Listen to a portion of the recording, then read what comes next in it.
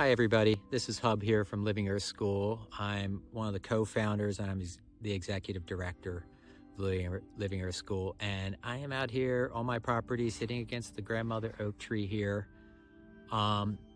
just taking in this beautiful cold day. And I want to share a little story with you.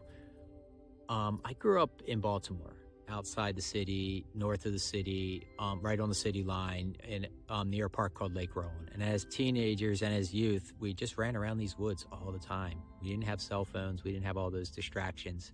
So we spent a lot of time outside. And this is a park that we thought we knew inside and out. And we explored it and camped out in it and things like that. And when I came back from college, after I had some tracking experience and learning about nature, I was amazed at how much I didn't know about this place.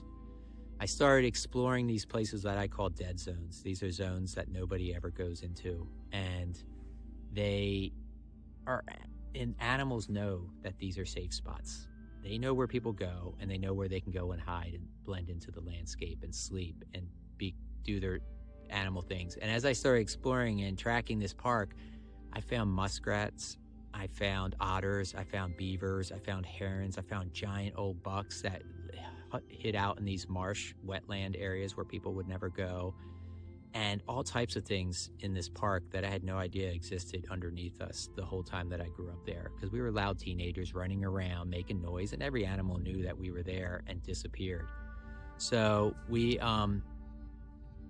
explored these areas, and every time I'd come home from college, I would go down here at first light, and I would go to this place. This park was called Lake Rowan, and to me, it was a magic kingdom. It was only like 600 acres, but it was pretty diverse, had some giant tulip poplar trees and different things like that. And I would go down to this place called the Old Rugby Fields, and the Old Rugby Fields was an overgrown meadow. When I was a little kid, I remember they played rugby there, and then they abandoned it, and then it became wildlands, but it had no trails, except for animal trails around it. And so I would go there and explore, and if you sat one spot at the edge of the old rugby fields, Lake Roland was out in front of us, and the geese that would stay the night in the lake for safety would fly up right over your head, like 15, 20 feet above your head every morning at sunrise. It was just so loud, like 50, 100, 200 geese.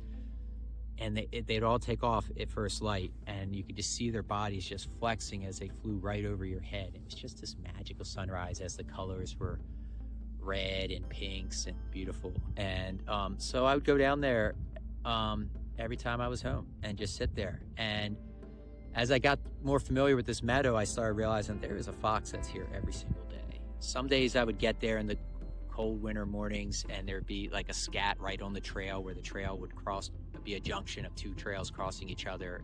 And I remember one morning the scat was still steaming, and it was like, oh, I just missed it. So I was like, I gotta see this fox. And then I went the next day, and the next day I went there, and I was looking across this meadow of kind of overgrown grass, but I saw on the other end there was a fox, and it was coming my way. And I was like, ooh. One of my mentors had always said, if you don't know an animal till you can touch it. So it became a quest to touch different animals. I don't suggest that as a smart thing, but as a young man, I was like, ooh, I want to do this. So I did it. And I saw that was coming my way. I didn't know if it was going to fully come because it was about 200 feet away. So I plunked off the side of the trail, got into the tall grasses, tried to cover myself in, and then took my arm like this and stuck it out over the trail, just sticking on the edge of the trail. Just after laying there for a few minutes thinking like, oh, this fox isn't going to come, it's going to come, then I actually heard a crack, and the fox was coming, and he came right along, and his fur brushed right up against my hand, and then he just kept going like he didn't know I was even there. And I was just like so stoked. And when you have little moments like that, you want to get back out there again and keep doing it. So the next day I came down to this park.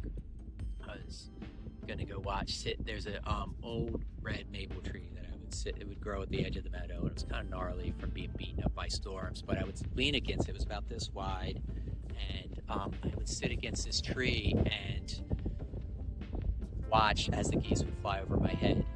And as I was sitting against this tree that next day, I heard crunching off to my left and coming up through the briar brushes. mostly multi-floor rows, locust trees, and things like that. And I heard crunching, and then as I was looking in that direction, I saw sparrows popping up off an area where I knew there was a trail, and the trail came right towards me. I was like, "Ooh, this animal's probably coming right at me." So I just leaned against the tree and imagined myself blending in with the bark of the tree. I just literally pictured the veil, the bark wrapping over my skin and my body rooting into the ground just like the tree was. And I just remember breathing and just being quiet in my mind, not thinking thoughts, just like I am part of this tree. And the noise kept getting closer. Next thing you know, this fox is like 30 feet away, and it's still coming as a little trot that a little fox does, coming right at me. And it comes within like 5 feet of me. Like if I dove forward, I could have tackled it. And just as it got 5 feet, it stopped and overlooked the whole rugby field. And then I thought, like, oh my gosh, the fox is right here. And this was the first thought I had at the time. And as soon as I had that thought, the fox just looks right at me, and like instantaneously just bounds off into the tall grass and disappears. And I was just like so stoked. I was bummed in some ways I didn't let it get closer, and I had that thought, but that's human. We think it happens. And I also knew like a fox getting in my lap could create some serious damage on me. You know, I know I'm buff, but please.